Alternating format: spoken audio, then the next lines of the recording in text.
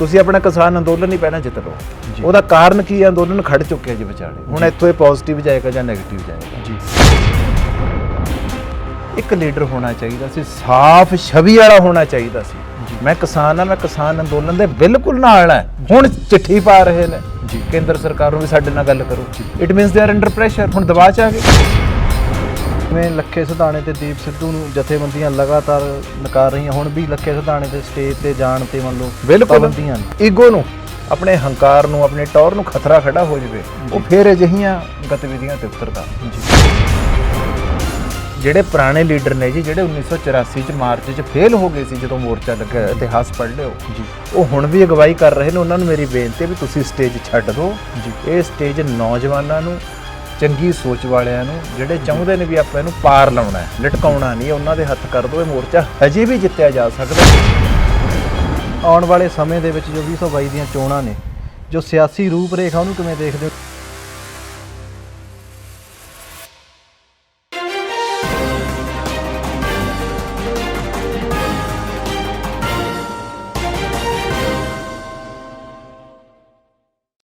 ਸਤਿ ਸ਼੍ਰੀ ਅਕਾਲ, ਤੁਸੀਂ ਦੇਖ ਰਹੇ ਹੋ ਸਫਰ ਟੀਵੀ ਤੇ ਮੈਂ ਹਾਂ ਰਾਜਵੀਰ ਸਿੰਘ। ਅੱਜ ਅਸੀਂ ਪਹੁੰਚੇ ਹਾਂ ਸ਼੍ਰੀ ਫਤਿਹਗੜ੍ਹ ਸਾਹਿਬ ਵਿਖੇ ਤੇ ਸਾਡੇ ਨਾਲ ਨੇ ਪ੍ਰੋਫੈਸਰ ਧਰਮਜੀਤ ਸਿੰਘ ਜੀ ਜਲਵੇੜਾ, ਪ੍ਰਧਾਨ ਨੇ ਲੋਕ ਇਨਸਾਫ ਪਾਰਟੀ ਜ਼ਿਲ੍ਹਾ ਫਤਿਹਗੜ੍ਹ ਸਾਹਿਬ ਦੇ। ਉਹਨਾਂ ਨਾਲ ਗੱਲਬਾਤ ਕਰਦੇ ਹਾਂ। ਬਾਈ ਜੀ, ਵਾਹਿਗੁਰੂ ਜੀ ਕਾ ਖਾਲਸਾ, ਵਾਹਿਗੁਰੂ ਜੀ ਕੀ ਫਤਿਹ ਜੀ। ਵਾਹਿਗੁਰੂ ਜੀ ਕਾ ਖਾਲਸਾ, ਵਾਹਿਗੁਰੂ ਜੀ ਕੀ ਫਤਿਹ। ਸੋ ਬਾਈ ਜੀ, ਇਹ ਪਿਛਲੇ ਸਮੇਂ ਦੇ ਵਿੱਚ ਤੁਸੀਂ ਪੰਥਕ ਅਕਾਲੀ ਲਹਿਰ ਦੇ ਨਾਲ ਵੀ ਜੁੜੇ ਰਹੇ ਹੋ ਜੀ। ਸੋ ਪੰਥਕ ਅਕਾਲੀ ਲਹਿਰ ਦੇ ਵਿੱਚ ਹੁਣ ਤੁਸੀਂ ਰਿਜ਼ਾਈਨ ਦਿੱਤਾ, ਉਹਦਾ ਅਸਲ ਕਾਰਨ ਕੀ ਹੈ ਜੀ? ਕਾਰਨ ਇਹ ਹੈ ਜੀ, ਅਸਲ 'ਚ ਜਦੋਂ ਮੈਂ ਜੁੜਿਆ ਬੜਾ ਚਾਅ ਸੀ, ਬੜਾ ਸ਼ੌਂਕ ਸੀ। ਸ਼ੌਂਕ ਵੀ ਹੁੰਦਾ, ਚਾਅ ਵੀ ਹੁੰਦਾ। ਕੋਈ ਵੀ ਕੰਮ ਹੈ ਉਹ ਸ਼ੌਂਕ ਨਾਲ ਹੀ ਹੋਇਆ ਕਰਦਾ ਤੇ ਜਜ਼ਬੇ ਨਾਲ। ਉਹ 'ਚ ਦੋ ਇਫੈਕਟਸ ਹੁੰਦੇ ਨੇ ਜੀ। ਮੈਂ ਦੋ ਇਫੈਕਟਸ ਲੈ ਕੇ ਚੱਲਿਆ ਸੀ। ਮੈਂ ਕਿਹਾ ਵੀ ਚਲੋ ਪੰਥਕ ਢਾਹ ਲੱਗ ਚੁੱਕੀ ਹੈ ਜੀ। ਸ਼੍ਰੋਮਣੀ ਅਕਾਲੀ ਦਲ ਪੰਥਕ ਹੁੰਦਾ, ਬੜੀਆਂ ਰੈਲੀਆਂ ਰੂਲੀਆਂ ਜਾਂਦਾ ਰਿਹਾ, ਸਰਹੰਦ ਵੀ ਦੇਖਦੇ ਰਹੇ ਜਾ ਕੇ ਵੀ ਹਾਂਜੀ ਪ੍ਰਕਾਸ਼ ਸਿੰਘ ਬਾਦਲ ਹੈ, ਸੁਖਬੀਰ ਬਾਦਲ ਆਇਆ, ਕਦੇ ਕੋਈ ਬੋਲਦਾ, ਬੜੀ ਪੰਥਕ ਜਥੇਬੰਦੀ ਤਕੜੀ ਹੈ ਜੀ। ਪਰ ਜਦੋਂ ਹੁਣ ਪਿੱਛੇ ਜੀ 5-7 ਸਾਲਾਂ ਜੋ ਹੋਇਆ, ਗੁਰੂ ਗ੍ਰੰਥ ਸਾਹਿਬ ਮਹਾਰਾਜ ਜੀ ਨੂੰ, ਜਿਹੜੇ ਸਾਡੇ ਜਾਗਤ ਜੋਤ ਨੇ ਜੀ, ਸ਼ਬਦ ਗੁਰੂ ਨੇ ਜੀ, ਜਦੋਂ ਵੀ ਇਹ ਤਾਂ ਕੰਮ ਖਰਾਬ ਹੈ। ਤੋ ਇਸ ਦਰਮਿਆਨ ਇੱਕ ਨਜ਼ਰ ਆਈ ਭਾਈ ਰਣਜੀਤ ਸਿੰਘ, ਉਹਨਾਂ ਦੇ ਨਾਲ ਹੋਰ ਵੀ ਕਈ ਸਿੰਘ ਸੀਗੇ, ਜਿਵੇਂ ਭਾਈ ਗੁਰਪ੍ਰੀਤ ਸਿੰਘ ਜੀ ਰੰਧਾਵੇ ਵਾਲੇ। ਉਹਨਾਂ ਨਾਲ ਮੈਂ ਸੰਪਰਕ 'ਚ ਆ ਕੇ ਮੈਂ ਪੰਥਕ ਲਹਿਰ ਦੇ ਵਿੱਚ ਕੰਮ ਕਰਨਾ ਸ਼ੁਰੂ ਕਰਤਾ ਜੀ। ਵੱਡੇ ਵੱਡੇ ਮੁੱਦੇ ਚੱਕਣੇ ਵੀ ਚਾਹੀਦੇ ਨੇ ਜਦੋਂ ਸਾਡੀ ਡਿਊਟੀ ਲੱਗ ਗਈ ਜੀ। ਮੁੱਦੇ ਵੀ ਜਾਇਜ਼ ਸੀਗੇ, ਵਾਜਬ ਸੀਗੇ, ਕੋਈ ਇਹ ਨਹੀਂ ਵੀ ਆਪਾਂ ਨਜਾਇਜ਼ ਹੀ ਕਿਸੇ ਨੂੰ ਕਹਿੰਦੇ ਫਿਰੀ ਗਏ ਜੀ। ਪਰ ਇਹਨਾਂ ਨੇ ਇੱਕ ਕੰਡੀਸ਼ਨ ਵੀ ਨਹੀਂ, ਇੱਕ ਮੈਨੂੰ ਨਾ ਸ਼ਰਤ, ਜਿਵੇਂ ਆਪਾਂ ਹੁਣ ਬੈਠੇ ਗੱਲਾਂ ਕਰਦੇ, ਮੈਨੂੰ ਕਹਿੰਦੇ ਵੀ ਤੁਹਾਨੂੰ ਚੋਣ ਆਪਾਂ ਜੇ ਫਤਿਹਗੜ੍ਹ ਸਾਹਿਬ ਤੋਂ ਪਹਿਲੀ ਵਾਰ ਅਸੀਂ ਮਿਲੇ ਆ ਜੀ, ਕਹਿੰਦੇ ਵੀ ਤੁਹਾਨੂੰ ਪ੍ਰੈਸ ਸਾਹਿਬ ਵਿੱਚ ਚੋਣ ਲੜਾਉਣੀ ਹੈ ਜੀ ਫਤਿਹਗੜ੍ਹ ਸਾਹਿਬ ਤੋਂ ਸ਼੍ਰੋਮਣੀ ਕਮੇਟੀ ਦੀ। ਮੈਂ ਜੀ ਇਹ ਜੀ ਹੈਗੀ ਆ ਗੱਲ ਫਰਵਰੀ 2020 ਦੀ, ਜਾਣੀ ਕਿ ਹੁਣ ਤੋਂ ਪੂਰੇ 16 ਮਹੀਨੇ ਪਹਿਲਾਂ ਜੀ। ਮੈਂ ਕਿਹਾ ਜੀ ਮੈਂ ਲੜ ਨਹੀਂ ਸਕਦਾ। ਮੇਰੀ ਪਹਿਲੀ ਗੱਲ ਇਹ ਸੀ। ਕਹਿੰਦੇ ਵੀ ਕੀ ਗੱਲ? ਮੈਂ ਕਿਹਾ ਜੀ ਵੀ ਮੈਂ ਫਾਈਨੈਂਸ਼ੀਅਲੀ ਪੈਸੇ ਦੇ ਤੌਰ ਤੇ ਇੱਕ ਦਰਮਿਆਨਾ ਜ਼ਿਮੀਂਦਾਰ ਹੈ ਵੀ ਹੈ ਜੀ। ਮੈਂ ਵੀ ਜੇ ਮੈਂ ਤਕੜਾ ਹੁੰਦਾ ਪੈਸੇ ਦੇ ਤੌਰ ਤੇ, ਕਿਉਂਕਿ ਇਸ ਚੀਜ਼ ਦੇ ਵਿੱਚ ਬਹੁਤ ਸਾਨੂੰ ਪੈਸਾ ਚਾਹੀਦਾ ਹੁੰਦਾ। ਕਹਿੰਦੇ ਵੀ ਨਹੀਂ, ਤੁਸੀਂ ਮਨ ਬਣਾਓ, ਸਾਨੂੰ ਇੱਕ ਚੰਗਾ ਚਿਹਰਾ ਚਾਹੀਦਾ ਹੈ ਜੀ, ਵੀ ਨਵਾਂ ਹੋਵੇ, ਗੱਲ ਕਰਨ ਵਾਲਾ ਹੋਵੇ, ਵਧੀਆ, ਕਿਉਂਕਿ ਲੋਕ ਹੁਣ ਇਹਨਾਂ ਲੋਕਾਂ ਤੋਂ ਅੱਕ ਚੁੱਕੇ ਨੇ। ਮੈਂ ਕਿਹਾ ਜੀ ਕੋਈ ਗੱਲ ਨਹੀਂ, ਪਰ ਮੈਂ ਇਹ ਕੰਮ ਕਰਕੇ, ਇਹ ਪ੍ਰੋਬਲਮ ਕਰਕੇ ਮੈਂ ਕਰ ਨਹੀਂ ਸਕਦਾ। ਕਹਿੰਦੇ ਵੀ ਜੇ ਤੁਹਾਡਾ ਹੱਲ ਕਰ ਦਈਏ ਜੀ ਇਹ ਵਾਲਾ ਜੀ। ਮੈਂ ਕਿਹਾ ਜੀ ਵੀ ਜੇ ਤੁਸੀਂ ਹੱਲ ਕਰ ਦਓ ਫਿਰ ਤਾਂ ਮੈਂ ਘਰ ਵੀ ਨਹੀਂ ਪੁੱਛਦਾ, ਮੇਰੀ ਹਾਂ ਹੈ, ਮੈਂ ਤਿਆਰ ਹਾਂ, ਦੱਸੋ। ਵੀ ਭਾਈ ਰਣਜੀਤ ਸਿੰਘ ਨੇ ਕਿਹਾ ਤੁਹਾਨੂੰ? ਨਾ ਜੀ, ਭਾਈ ਗੁਰਪ੍ਰੀਤ ਸਿੰਘ ਜੀ ਰੰਧਾਵੇ ਵਾਲਿਆਂ ਨੇ ਜੀ। ਚਲੋ ਉਸ ਤੋਂ ਬਾਅਦ ਮੈਂ ਕੰਮ ਸ਼ੁਰੂ ਕਰਤਾ ਜੀ ਆਪਣਾ। ਮੈਂ ਦੱਬੀ ਤੁਰਿਆ ਗਿਆ, ਜਿੱਥੇ ਮੈਨੂੰ ਕਹਿਣਾ ਮੈਂ ਉੱਥੇ ਜਾ ਕੇ ਗੱਲ ਵੀ ਕਰਨੀ। ਹੁਣ ਵੀ ਕਰੀ ਦੀ ਆਜ਼ਾਦ, ਆਪਾਂ ਕਿਹੜਾ ਕੋਈ ਆਪਣੇ ਤੋਂ ਕੋਈ ਉੱਤੇ ਸਕੰਜਾ ਲਈ ਖੜਾ, ਹੁਣ ਵੀ ਕਰਦੇ ਆਪਾਂ ਜੀ। ਜੋ ਮੈਂ ਚੱਕੇ ਜੀ ਮੁੱਦੇ, ਲੇਕਿਨ ਫਿਰ ਮੈਨੂੰ 8 ਮਹੀਨਿਆਂ ਬਾਅਦ ਕਹਿੰਦੇ ਵੀ ਤੁਸੀਂ ਖੰਨੇ ਜਾਓ, ਵੀ ਆਪਾਂ ਨੇ ਥੋੜੀ ਜਿਹੀ ਤਬਦੀਲੀ ਕੀਤੀ ਹੈ, ਵੀ ਤੁਸੀਂ ਖੰਨਾ ਸੀਟ ਤੇ ਜਾ ਕੇ ਪ੍ਰੈਪਰੇਸ਼ਨ ਕਰੋ, ਤਿਆਰੀ ਕਰੋ। ਮੈਂ ਜੀ 15-20 ਪਿੰਡ ਉੱਥੇ ਵੀ ਕੱਢਤੇ ਜੀ, ਪਿੰਡਾਂ 'ਚ ਫਿਰੀ ਗਿਆ। ਤੁਹਾਡੇ ਵਰਗੇ ਦੋ ਸੱਜਣ ਹੋਰ ਵੀ ਉੱਥੇ, ਇੱਕ ਸੁਖਵੰਤ ਸਿੰਘ ਢਿੱਲੋਂ ਨੇ ਢੀਂਡਸਾ ਸਾਹਿਬ ਦੇ, ਮਨਪ੍ਰੀਤ ਜੀ ਨੇ ਮਲਕਪੁਰ ਪਿੰਡ ਦਾ, ਇਹੋ ਜਿਹੇ ਸੱਜਣਾਂ ਨਾਲ ਉੱਥੇ ਘਰੇ ਜੀ ਬਾਬਾ ਸਿਮਰਜੋਤ ਸਿੰਘ ਭੜੀ ਵਾਲੇ ਨੇ। ਉਸ ਤੋਂ ਬਾਅਦ ਮੈਂ ਦੇਖਿਆ ਵੀ ਉੱਥੇ ਵੀ ਚੁੱਪ ਜੀ ਕਰ ਗਏ ਜੀ। ਸਭ ਤੋਂ ਵੱਡੀ ਗੱਲ ਹੈ ਜਿਹੜੀ ਇਹਦੇ ਵਿੱਚ ਮੈਂ ਕਹਿਣੀ ਚਾਹੁੰਦਾ, ਕਿਉਂਕਿ ਆਪਾਂ ਜਦੋਂ ਵੀ ਗੱਲਾਂ ਕਰਦੇ ਹਾਂ ਨਾ, ਮੈਂ ਹਰੇਕ ਇਨਸਾਨ ਨੂੰ ਕਹਿਣਾ ਹੁੰਦਾ, ਜੇ ਸੱਚ ਕਹਿੰਦੇ ਹੋ ਵੀ ਸੰਤਾਂ ਦੀ ਫੋਟੋ ਨੂੰ ਦੇਖ ਕੇ ਕਹਿੰਦੇ ਹੋ ਪਿੰਡਰਾਂ ਵਾਲਿਆਂ ਦੇ ਵੀ ਸੱਚ ਬੋਲਣਾ ਚਾਹੀਦਾ, ਤਾਂ ਫਿਰ ਉਹਨਾਂ ਦੇ ਬੋਲ ਪਗਾਇਆ ਵੀ ਕਰੋ ਜੀ। ਸੱਚ ਬੋਲੀ ਦਾ, ਮੈਂ ਸੱਚ ਬੋਲਦਾ ਇਸ ਕੈਮਰੇ ਦੇ ਅੱਗੇ। ਭਾਈ ਆਪਣੇ ਸਾਬਕਾ ਵਿਧਾਇਕ ਰਣਜੀਤ ਸਿੰਘ ਜੀ ਤਲਵੰਡੀ ਜੀ, ਉਹਨਾਂ ਨੇ ਮੈਨੂੰ ਚੰਡੀਗੜ੍ਹ ਬੁਲਾ ਕੇ ਕਿਹਾ ਵੀ ਮੈਂ ਬੇਟਾ ਤੇਰੇ ਨਾਲ ਹੈ। ਇਹ ਮੈਂ ਤੁਹਾਨੂੰ ਸੱਚ ਦੱਸ ਰਿਹਾ, ਫੈਕਟ। ਅਤੇ ਉਹਨਾਂ ਦਾ ਮੈਂ ਦਿਲੋਂ ਧੰਨਵਾਦ ਹਾਂ ਤੁਹਾਡੇ ਇਸ ਚੈਨਲ ਦੇ ਜ਼ਰੀਏ। ਬਹੁਤ ਵੱਡੀ ਸ਼ਖਸੀਅਤ ਨੇ। ਲੋਹ ਪੁਰਸ਼ ਅਖਬਾਰਾਂ ਦੇ ਵਿੱਚ ਪੜ੍ਹਦੇ ਹੁੰਦੇ ਸੀ ਜਗਦੇਵ ਸਿੰਘ ਤਲਵੰਡੀ ਵੀ, ਤਲਵੰਡੀ ਪਰਿਵਾਰ ਹੈ ਜਿਹੜਾ, ਉਹਦੇ ਵਿੱਚ ਜਿਹੜੇ ਜਗਦੇਵ ਸਿੰਘ ਤਲਵੰਡੀ ਨੇ ਉਹ ਲੋਹ ਪੁਰਸ਼ ਨੇ। ਬਾਬਾ ਸ਼ਾਂਗਾ ਸਿੰਘ ਦਾ ਵੀ ਨਾਮ ਆਉਂਦਾ, ਉਹਨਾਂ ਦਾਦਾ ਜੀ ਨੇ ਤਲਵੰਡੀ ਸਾਹਿਬ ਦੇ। ਪਰ ਵਾਕਈ ਵੱਡੇ ਦਿਲ ਦੇ ਇਨਸਾਨ ਨੇ। ਉਹਨਾਂ ਨੇ ਮੈਨੂੰ ਕਹੇ ਮੈਂ ਤੇਰੇ ਨਾਲ ਹਾਂ। ਲੇਕਿਨ ਹੁਣ ਉਹ ਵੀ ਕੀ ਕਰਨਗੇ ਜਦੋਂ ਜਿਨ੍ਹਾਂ ਨੇ ਲਿਆਂਦਾ ਸੀ, ਵਾਅਦੇ ਕੀਤੇ ਸੀ, ਹੁਣ ਵਾਅਦੇ ਭਾਈ ਜੀ ਲਿਖਤੀ ਨਹੀਂ ਹੁੰਦੇ ਜੀ। ਹੁਣ ਮੈਨੂੰ ਤੁਸੀਂ ਕੈਮਰੇ ਅੱਗੇ ਕਹੋ ਵੀ ਵਾਅਦਾ ਪੇਸ਼ ਕਰੋ, ਇਹ ਤਾਂ ਹੁਣ ਜ਼ਬਾਨਾਂ ਹੀ ਹੁੰਦੀਆਂ ਨੇ ਜੀ। ਕਮਰਿਆਂ 'ਚ ਬੈਠ ਕੇ ਤਾਂ ਜੇਕਰ ਆਪਾਂ ਕੈਮਰਾ ਲਾ ਲਾਂਗੇ, ਮੋਬਾਈਲ ਔਨ ਕਰ ਲਾਂਗੇ, ਉਹ ਤਾਂ ਫਿਰ ਸਟਿੰਗ ਹੋ ਗਿਆ, ਉਹ ਤਾਂ ਗੱਦਾਰੀ ਹੋ ਗਈ ਜੀ। ਇਹ ਕੰਮ ਨਹੀਂ ਆਪਾਂ ਨੇ ਕਰਨੇ ਹੁੰਦੇ ਜੀ। ਤਾਂ ਫਿਰ ਉੱਥੋਂ ਬਾਈ ਜੀ ਗੱਲ ਪੈਂਦੀ ਠੰਡੀ ਪੈਂਦੀ ਇਸ ਤਰ੍ਹਾਂ ਕਰਕੇ ਮੇਰਾ ਮਨ ਸੀ ਜਿਹੜਾ ਮੁੜ ਗਿਆ। ਫਿਰ ਮੈਨੂੰ ਕਈ ਪੱਤਰਕਾਰ ਵੀਰਾਂ ਤੁਹਾਡੇ ਵਰਗੇ ਨੇ ਪੁੱਛਿਆ ਵੀ ਇਲੈਕਸ਼ਨ ਤਾਂ ਹਜੇ ਆਈ ਨਹੀਂ ਸੀ, ਤੁਸੀਂ ਪਹਿਲੇ ਸਕਿਪ ਕਰ ਗਏ ਜੀ। ਸਕਿਪ ਇਸ ਤਰ੍ਹਾਂ ਹੁੰਦਾ ਵੀ ਕਈ ਵਾਰੀ ਸਾਨੂੰ ਨਾ ਜਜਮੈਂਟਸ ਹੋ ਜਾਂਦੀਆਂ ਨੇ ਜੀ। ਤੁਸੀਂ ਬਾਅਦ ਦੇ ਵਿੱਚ ਕੋਈ ਕੰਮ ਜਾ ਕੇ ਤੁਸੀਂ ਉਹ ਨਾ ਤੁਹਾਡਾ ਬਣੇ ਫਿਰ ਪਛਤਾਓ। ਕਈ ਵਾਰ ਤੁਹਾਨੂੰ ਪਹਿਲਾਂ ਜਜਮੈਂਟ ਹੋ ਜਾਂਦੀ, that is called body language. Body language ਤੋਂ ਪਤਾ ਲੱਗ ਜਾਂਦਾ ਵੀ ਯਾਰ ਬੰਦੇ ਸਾਥ ਛੱਡਦੇ ਜਾ ਰਹੇ ਨੇ ਜੀ। ਜਿਹੜੀਆਂ ਗੱਲਾਂ ਕਰੀਆਂ ਸੀ ਉਹ ਪੂਰੀਆਂ ਨਹੀਂ ਹੋ ਰਹੀਆਂ ਜੀ। ਇਹ ਮੈਂ ਤਲਵੰਡੀ ਸਾਹਿਬ ਨੂੰ ਨਹੀਂ ਕਹਿ ਰਿਹਾ, ਇਹ ਮੈਂ ਪੰਥਕ ਲਹਿਰ ਨੂੰ ਕਹਿ ਰਿਹਾ, ਉਹਨਾਂ ਨੂੰ ਕਹਿ ਰਿਹਾ, ਉਹਨਾਂ ਨੂੰ ਨਹੀਂ ਕਹਿ ਰਿਹਾ ਮੈਂ। ਤਾਂ ਇਸ ਕਰਕੇ ਮੈਂ ਫਿਰ ਜੀ ਉੱਥੋਂ ਵਿਡਰਾਅ ਕਰ ਲਿਆ ਅਤੇ ਮੈਂ ਰਿਜ਼ਾਈਨ ਦੇਤਾ ਸੀ। ਬਈ ਤੁਸੀਂ ਫਿਰ ਇਹਦੇ ਬਾਰੇ ਇਹਨਾਂ ਨਾਲ ਗੱਲ ਕੀਤੀ ਭਾਈ ਰਣਜੀਤ? ਮੈਂ ਜੀ ਭਾਈ ਰਣਜੀਤ ਸਿੰਘ ਜੀ ਉਹਨਾਂ ਨੂੰ ਰਿਜ਼ਾਈਨ ਭੇਜਿਆ ਸੀ। 2-3 ਬੰਦੇ ਇੱਥੇ ਆਪਣੇ ਇਲਾਕੇ ਦੇ ਅਤੇ ਜ਼ਿਲ੍ਹਾ ਸੰਗਰੂਰ ਤੋਂ ਨੇ, ਕਾਫੀ ਸਰਗਰਮ ਰਹੇ ਨੇ। ਪਹਿਲਾਂ ਮਾਨ ਸਾਹਿਬ ਨਾਲ ਰਹੇ ਨੇ ਉਹ, ਅੱਜ ਕੱਲ੍ਹ ਉਹ ਭਾਈ ਰਣਜੀਤ ਸਿੰਘ ਨਾਲ ਨੇ। ਉਹਨਾਂ ਨੇ ਵੀ ਮੈਨੂੰ 1-2 ਵਾਰੀ ਟੈਲੀਫੋਨ ਕੀਤੇ ਵੀ ਤੁਹਾਨੂੰ ਲੈ ਕੇ ਚੱਲਦੇ ਹਾਂ ਜੀ। ਉਹਨਾਂ ਦਾ ਫੋਨ ਨਹੀਂ ਆਇਆ ਤੁਹਾਨੂੰ ਅਸਤੀਫਾ ਦੇਣ ਤੋਂ ਬਾਅਦ, ਡਜ਼ਨਟ ਮੈਟਰ, ਪਰ ਇੱਕ ਵੱਡੀ ਸ਼ਖਸੀਅਤ ਨੇ, ਆਪਾਂ ਨੂੰ ਜਾਣਾ ਚਾਹੀਦਾ ਜੀ। ਲੇਕਿਨ ਉਸ ਤੋਂ ਬਾਅਦ ਫਿਰ ਅਸੀਂ ਵੀ ਨਹੀਂ ਗਏ ਨਹੀਂ ਜੀ। ਸੋ ਹੁਣ ਫਿਰ ਐਸਜੀਪੀਸੀ ਚੋਣਾਂ ਦੇ ਵਿੱਚ ਤੁਹਾਡਾ ਚਿਹਰਾ ਨਜ਼ਰ ਆਊਗਾ? ਹਾਂਜੀ ਬਿਲਕੁਲ ਆਊਗਾ। ਮੈਂ ਭੱਜਦਾ ਨਹੀਂ, ਆਪਾਂ ਲੜਾਈ ਖੜ ਕੇ ਜੀ ਅਤੇ ਸੂਲਾਂ ਤੇ ਲੜੀ ਹੈ ਜੀ। ਠੀਕ ਹੈ ਜੀ, ਆਪਾਂ ਲੜਾਂਗੇ। ਮੈਂ ਆਜ਼ਾਦ ਅਤੇ ਤੁਹਾਡੇ ਵਰਗੇ ਜਿਹੜੇ ਦੋਸਤ ਨੇ ਸਾਡੇ ਜੀ, ਭਰਾ ਨੇ ਛੋਟੇ ਵੱਡੇ, ਜੇ ਸਿੱਖੀ ਸਰੂਪ ਵਾਲੇ ਜੀ, ਜਿਹੜੇ ਚਾਹੁੰਦੇ ਨੇ ਵੀ ਇੱਥੇ ਵਾਕਈ ਤਬਦੀਲੀ ਆਵੇ, ਇੱਥੇ ਉਹ ਬੰਦੇ ਵੀ ਹੋਣ ਜਿਹੜੇ ਸਾਈਕਲਾਂ ਤੇ ਵੀ ਕੋਈ ਸ਼੍ਰੋਮਣੀ ਕਮੇਟੀ ਮੈਂਬਰ ਜਾ ਸਕਦਾ ਹੈ ਜੀ। ਜ਼ਰੂਰੀ ਨਹੀਂ ਵੀ ਉਹਦੇ ਕੋਲ 25-30 ਲੱਖ ਦੀ ਗੱਡੀ ਉਹ ਹੋਵੇ ਜੀ, ਤੁਰ ਕੇ ਵੀ ਜਾ ਸਕੇ। ਇਹੋ ਜਿਹੇ ਬੰਦੇ ਜੇ ਚੁਣਨੇ ਨੇ ਉਹੀ ਫਾਇਦਾ ਕਰਨਗੇ ਇੱਥੇ ਜੀ। ਜਿਹੜਾ ਭੋਗ ਤੇ ਆਉਂਦਾ ਹੈ, ਭੋਗ ਤੇ ਚਲਿਆ ਗਿਆ ਅੰਦਰ ਅਤੇ ਗੱਡੀ ਬਾਹਰ 2 ਘੰਟੇ ਸਟਾਰਟੇ ਖੜੀ ਹੈ, ਉਹਨਾਂ ਨੇ ਨਹੀਂ ਬਾਈ ਜੀ ਇੱਥੇ ਫਾਇਦਾ ਕਰਨਾ ਜੀ। ਉਹ ਗੱਡੀ ਜਿਹੜਾ ਤੇਲ ਮੱਚ ਰਿਹਾ ਉਹ ਸ੍ਰੀ ਗੁਰਦੁਆਰਾ ਸ੍ਰੀ ਫਤਿਹਗੜ੍ਹ ਸਾਹਿਬ ਦੀ ਗੋਲਕ ਦਾ ਜੀ। ਉਹ ਕੰਮ ਨਾ ਕਰੋ। ਜੇ ਉਹ ਕੰਮ ਨਹੀਂ ਕਰਾਉਣੇ ਤਾਂ ਫਿਰ ਬਾਈ ਜੀ ਬੰਦੇ ਸਹੀ ਚੁਣੇ, ਉਹ ਚਾਹੇ ਆਜ਼ਾਦੇ ਖੜਨ ਉਹ ਜੀ। 17 ਦੇ ਵਿੱਚ ਵੀ ਸੁਨਾਮੀ ਆਈ ਸੀ ਜੀ, ਸਿਆਸੀ ਗਲਿਆਰਿਆਂ ਚ ਆਈ ਸੀ, ਆਪ ਦੇ ਇੱਕ ਚਿਹਰਾ ਬਣਿਆ ਸੀ। ਲੇਕਿਨ ਇਹਨਾਂ ਗੱਲਾਂ ਕਰਕੇ ਆਪ ਦਾ ਬੇੜਾ ਗਰਕ ਹੋਇਆ ਜੀ। ਦੇਖਿਆ ਤੁਸੀਂ ਨੇ ਮੁੱਦੇ ਮੂੰਹ ਗਰੇ ਨੇ ਜੀ। ਅੱਜ ਉਹ ਖਿੰਡ ਚੁੱਕੇ ਨੇ, ਜੋ ਮੁੜ ਕੇ ਇਕੱਠੇ ਨਹੀਂ ਹੋ ਪਾ ਰਹੇ ਅਤੇ ਉਸ ਦਾ ਫਾਇਦਾ ਜਿਹੜੀਆਂ ਰਵਾਇਤੀ ਪਾਰਟੀਆਂ ਉਠਾ ਰਹੀਆਂ ਨੇ। ਜੇਕਰ ਇਹ ਵੀ ਇਸੇ ਤਰ੍ਹਾਂ ਕਰਨਗੇ ਇਹਨਾਂ ਦਾ ਫਾਇਦਾ ਅਕਾਲੀ ਦਲ ਫੇਰ ਉਠਾਊਗਾ। ਮੈਂ ਸਿੱਖ ਨੌਜਵਾਨਾਂ ਨੂੰ, ਚਾਹੇ ਉਹ ਮਾਨ ਸਾਹਿਬ ਨਾਲ ਨੇ, ਚਾਹੇ ਉਹ ਇਹਨਾਂ ਨਾਲ ਨੇ, ਮੈਂ ਉਹਨਾਂ ਨੂੰ ਅਪੀਲ ਕਰਦਾ ਵੀ ਤੁਸੀਂ ਚਿਹਰਾ ਦੇਖ ਕੇ, ਕਿਰਦਾਰ ਦੇਖ ਕੇ ਵੋਟ ਪਾਇਓ, ਚਾਹੇ ਬੰਦਾ ਆਜ਼ਾਦ ਖੜਾ ਹੈ ਜੀ। ਸੋ ਬਾਈ ਜੀ, ਇਹ ਹੁਣ ਜੇ ਤੁਸੀਂ ਆਪਾਂ ਗੱਲ ਕਰੀਏ ਕਿਸਾਨੀ ਅੰਦੋਲਨ ਦੀ, ਹਾਂਜੀ, ਕਿਸਾਨੀ ਅੰਦੋਲਨ ਦਾ ਜੋ ਆਪਣਾ ਕਹਿੰਦੇ ਭਵਿੱਖ ਹੈ, ਉਹ ਕੀ ਦੇਖਦੇ ਹੋ? ਇੱਕ ਪਾਸੇ ਤਾਂ ਮੰਨ ਲਓ ਜਥੇਬੰਦੀਆਂ ਹੋ ਗਈਆਂ, ਇੱਕ ਪਾਸੇ ਜਿਹੜੀ ਨੌਜਵਾਨ ਹੋ ਗਏ, ਉਹ ਵਿੱਚ ਜਿਹੜਾ ਬਖੇੜਾ ਖੜਾ ਹੋਇਆ ਉਹ ਢਹਿਣ ਦਾ ਨਾਮ ਨਹੀਂ ਲੈ ਰਿਹਾ। ਮਮਤਾ ਬੈਨਰਜੀ ਨੇ ਜਦੋਂ ਬੰਗਾਲ ਦੀ ਚੋਣ ਜਿੱਤੀ ਹੈ ਜੀ, ਉੱਥੇ ਨੌਜਵਾਨਾਂ ਦੀ ਪੂਰੀ ਤਾਕਤ ਉਹਨੇ ਇਸਤੇਮਾਲ ਕੀਤੀ ਹੈ। ਨੌਜਵਾਨ ਲਾਮਬੰਦ ਹੋ ਗਏ ਯੂਨੀਵਰਸਿਟੀਆਂ, ਕਾਲਜਾਂ 'ਚ। ਵੈਸੇ ਲੋਕ ਉਹਦੇ ਨਾਲ ਬੀਬੀ ਨਾਲ ਜੁੜੇ ਹੋਏ ਸੀ ਬਹੁਤ ਜ਼ਿਆਦਾ, ਉਹਨੇ ਕੰਮਕਾਰ ਬਹੁਤ ਕੀਤੇ। ਲੇਕਿਨ ਜਿਹੜੀ ਨੌਜਵਾਨਾਂ ਦੀ ਲਾਮਬੰਦੀ ਸੀ ਉਹ ਫੈਸਲਾਕੁਨ ਸਾਬਤ ਹੋਈ ਅਤੇ ਨਰਿੰਦਰ ਮੋਦੀ ਕਹਿੰਦਾ ਕਹਾਉਂਦਾ ਹਿੰਦੁਸਤਾਨ ਦਾ ਵੱਡਾ ਸ਼ਾਸਕ ਉਹਦੇ ਮੂੰਹ ਸਿੱਟਿਆ ਜੀ। ਯੂਪੀ 'ਚ ਵੀ ਕਹਿੰਦੇ ਬਗਾਵਤ ਸ਼ੁਰੂ ਹੋ ਗਈ, ਜਿਹੜੀ ਕਿ ਕਹਿਣ ਤੋਂ ਭਾਵ ਵੀ ਕੰਧ ਤੇ ਇੱਕ ਇੱਟ ਕੱਢਣ ਦੀ ਲੋੜ ਹੁੰਦੀ ਹੈ, ਬਾਕੀ ਤਾਂ ਫਿਰ ਕੰਮ ਤੁਰੇ ਪਿਆ ਕਰਦਾ। ਉਹ ਬੀਬੀ ਨੇ ਕੰਮ ਕੀਤਾ, ਉਹਨੂੰ ਸ਼ਰੇਹ ਜਾਂਦਾ ਹੈ। UPA ਯੂਨਾਈਟਿਡ ਪ੍ਰੋਗਰੈਸਿਵ ਅਲਾਇੰਸ ਹੈ ਜਿਹੜਾ, ਉਹਦੀ ਉਹਨੂੰ ਚੇਅਰਪਰਸਨ ਬਣਾਉਣਾ ਚਾਹੀਦਾ। ਬੀਬੀ ਸੋਨੀਆ ਗਾਂਧੀ ਨੂੰ ਕੰਮ ਛੱਡ ਦੇਣਾ ਚਾਹੀਦਾ, ਉਹਦੇ ਵਾਸਤੇ ਕੰਮ ਹੈ ਨਹੀਂ, ਉਹ ਟੱਕਰ ਦਊਗੀ ਉਹਨੂੰ। ਇਹ ਕਹਿੰਦੇ ਅਖਬਾਰਾਂ ਦੇ ਵਿੱਚ ਮੈਂ ਬਿਆਨ ਪੜ੍ਹੇ, ਕਹਿੰਦੇ ਜੇ ਕਿਸਾਨ ਆਗੂ ਉੱਥੇ ਗਏ ਸੀ, ਇਹਨਾਂ ਨੇ ਪ੍ਰਚਾਰ ਕੀਤਾ, ਉਹ ਤਾਂ ਜਿੱਤੀ ਹੈ। ਉਹ ਬਾਈ ਜੀ ਤਾਂ ਨਹੀਂ ਜਿੱਤੀ, ਉਹ ਬੀਬੀ ਦੀ ਆਪਣੀ ਬਹੁਤ ਮਿਹਨਤ ਹੈ। 10 ਸਾਲ ਉਹਨੇ ਵਰਕ ਕੀਤਾ। ਉਹ ਚੱਪਲਾਂ ਪਾ ਕੇ, ਸਾਦੀਆਂ ਤੇ ਇੱਕ ਸਾਦਾ ਲਿਬਾਸ ਪਾ ਕੇ, ਇੱਕ ਸਾਦੇ ਮਕਾਨ 'ਚ ਰਹਿ ਕੇ ਉਹ ਸੇਵਾ ਕਰਦੀ ਹੈ ਜੀ। ਤੁਸੀਂ ਨਹੀਂ ਉਹ ਜਿਤਾਈ ਉਹ ਅਤੇ BJP ਹਰਾਈ, ਤੁਸੀਂ ਆਪਣਾ ਕਿਸਾਨ ਅੰਦੋਲਨ ਹੀ ਪਹਿਲਾਂ ਜਿੱਤ ਲਓ। ਉਹਦਾ ਕਾਰਨ ਕੀ ਹੈ? ਅੰਦੋਲਨ ਖੜ ਚੁੱਕਿਆ ਜੀ ਵਿਚਾਲੇ। ਹੁਣ ਇੱਥੋਂ ਇਹ ਪੋਜ਼ਿਟਿਵ ਜਾਏਗਾ ਜਾਂ ਨੈਗੇਟਿਵ ਜਾਏਗਾ ਜੀ। ਲੀਡਰਸ਼ਿਪ ਦੀ ਘਾਟ ਹੈ। 32 ਜਥੇਬੰਦੀਆਂ ਨੇ। 2 ਬੰਦਿਆਂ ਦੇ ਜੀ, ਮੈਂ ਜਦੋਂ ਵੀ ਕਿਤੇ ਪੋਲੀਟੀਕਲ ਅਦਾਰਿਆਂ 'ਚ ਗਲਿਆਰਿਆਂ 'ਚ ਵਿਚਰਦਾ, ਦੋਸਤਾਂ ਮਿੱਤਰਾਂ ਨਾਲ ਗੱਲ ਕਰਦਾ, ਪੱਤਰਕਾਰਾਂ ਨਾਲ ਗੱਲ ਕਰਦਾ, ਅਕਸਰ ਇਹ ਗੱਲ ਕਹਿੰਦੇ ਨੇ ਵੀ 2 ਬੰਦਿਆਂ ਦੀ ਸਲਾਹ ਨਹੀਂ ਲੋਟ ਆਉਂਦੀ, 32 ਦੀ ਕਿੱਥੇ ਆਜੂ ਜੀ। ਇੱਕ ਲੀਡਰ ਹੋਣਾ ਚਾਹੀਦਾ ਸੀ, ਸਾਫ਼ ਛਵੀ ਵਾਲਾ ਹੋਣਾ ਚਾਹੀਦਾ ਸੀ। ਮੈਂ ਕਿਸਾਨ ਹਾਂ, ਮੈਂ ਕਿਸਾਨ ਅੰਦੋਲਨ ਦੇ ਬਿਲਕੁਲ ਨਾਲ ਹੈ।